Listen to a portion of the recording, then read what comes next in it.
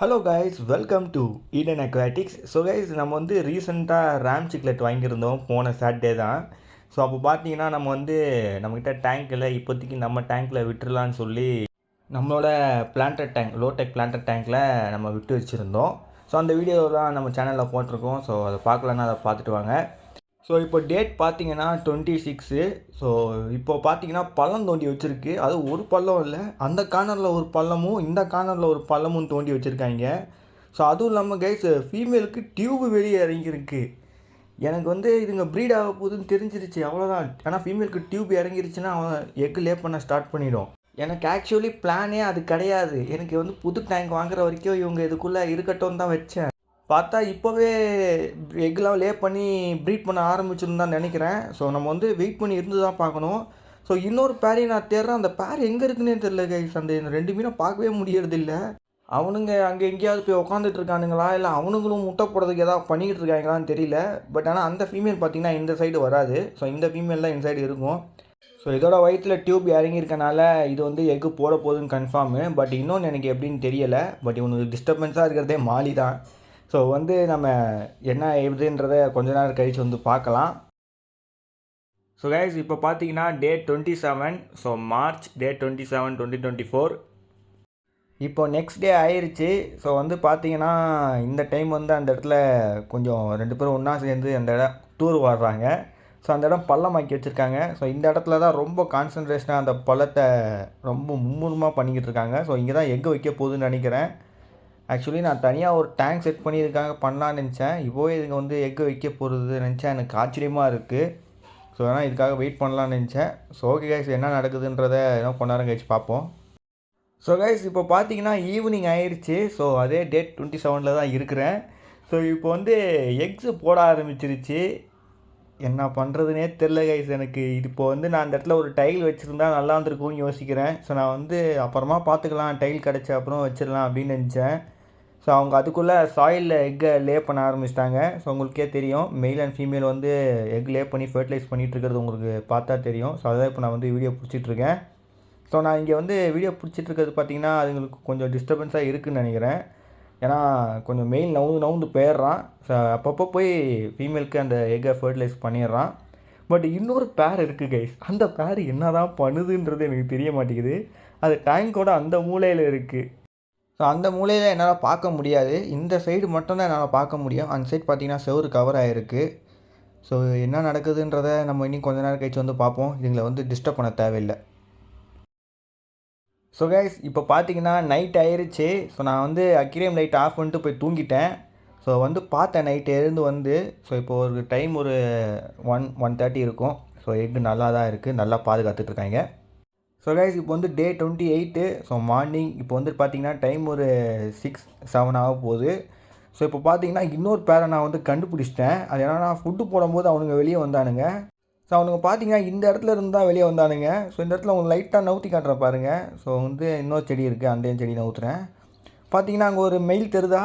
So அங்கேயே egg லே பண்ணி வச்சுருக்கானுங்க. அந்த பேரும் ப்ரீட் ஆகிருக்கு. அந்த இடத்துல எக்ஸ் இருக்குது. ஸோ கேமராவில் தான் தெரிய மாட்டேங்குது, பட் என்னால் பார்க்க முடியுது என் கண்ணால். ஸோ அவங்களும் ப்ரீட் ஆகிட்டாங்க. ஆக்சுவலி விட்டுருந்த 2 பேரும் இதில் ப்ரீட் ஆகிருச்சு.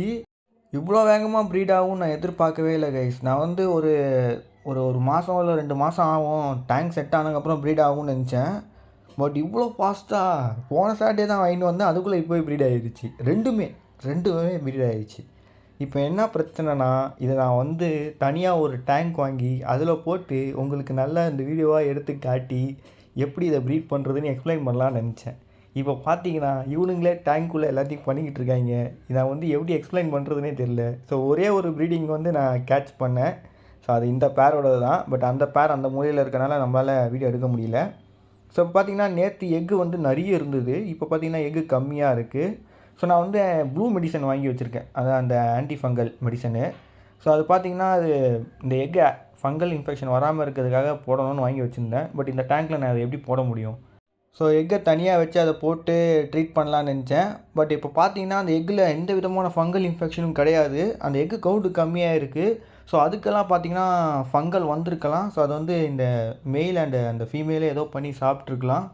ஸோ அதே மாதிரி தான் அதுக்கும் அங்கே நடந்திருக்கும்னு நினைக்கிறேன். ஸோ பயங்கரமான கேர் கைஸு, வேறு லெவலில் கேரு. எந்த மீன் கிட்ட வந்தாலும் அடித்து துரத்துதுங்க. எனக்கு இங்கே ரொம்ப டென்ஷன் பில்டு என்ன நடக்குதுன்னா, அங்கே பேர் ப்ரீட் ஆகி எக் லே பண்ணியிருக்குது. இங்கேயும் பக்கத்துலேயே ப்ரீட் ஆகி எக் லே பண்ணியிருக்குது. 2 வர என் ஏரியாவுக்கு வராதா, உன் ஏரியாவுக்கு போடா, என் ஏரியாவுக்கு வரா, உன் ஏரியாவுக்கு போடா 2 பேர் அடிச்சுன்னுங்கிறானுங்க. ஸோ அதுக்கப்புறம் பார்த்தீங்கன்னா ஃபுட்டு போட்டான்னு வச்சுக்கோங்களேன், ஃபஸ்ட்டு ஃபீமேல் வெளியே வந்துடுது. வெளியே வந்து ஃபீமேல் ஃபுட்டை எடுத்துகிட்டு போய்க்குது. எடுத்துகிட்டு போயிட்டு அதுக்கப்புறம் ஃபீமேல் கூட்டுக்கு வந்துடுது. அப்புறம் வெளியே வந்து மெயில் வந்து ஃபுட் எடுத்துகிட்டு போகுது. ஸோ அந்த கூட்டாக சேர்ந்து இந்த மாதிரி ஒரு அந்த எக்கை கேர் பண்ணுறத நினச்சாலே ரொம்ப அழகாக இருக்குது. ஸோ இப்போ ப்ரீட் ஆன பேரை காட்டினேன் பார்த்தீங்களா, இவங்க பார்த்தீங்கன்னா அந்த 2 பேரும் ஈக்குவலாக அதோட வேலையை செஞ்சுக்கிறாங்க. அந்த சைடு ஒரு பேர் இருக்குதுல்ல, அதில் ஃபீமேல் வந்து சோம்பேறின்னு நினைக்கிறேன். மெயில் தான் ஃபுல்லாக பார்த்துக்கிறான். ஃபீமேல் போயிட்டு சாப்பிட்டு வந்துடுதா, மெயில் போயிட்டு சாப்பிட்டு வரதுக்குள்ளே ஃபீமேல் வெளியே வந்துடுது. டக்குன்னு மெயில் ஓடி போய் அந்த முட்டையாண்ட உட்காந்துக்குது. ஸோ ஃபீமேல் பார்த்தீங்கன்னா அங்கே அவ்வளோ பொறுப்பாக இல்லை. பட் இவங்க பார்த்தீங்கன்னா அப்படியே கடமையை பக்காவாக செய்கிறாங்க இந்த பேர்.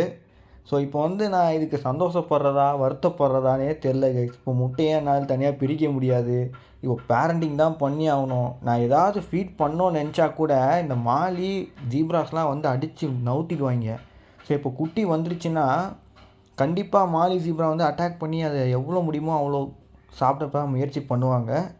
ஸோ என்ன பண்ண போகிறேன்னே எனக்கு தெரியல. ஸோ பேரண்ட்ஸ் கையில் விட்டுடலாம்.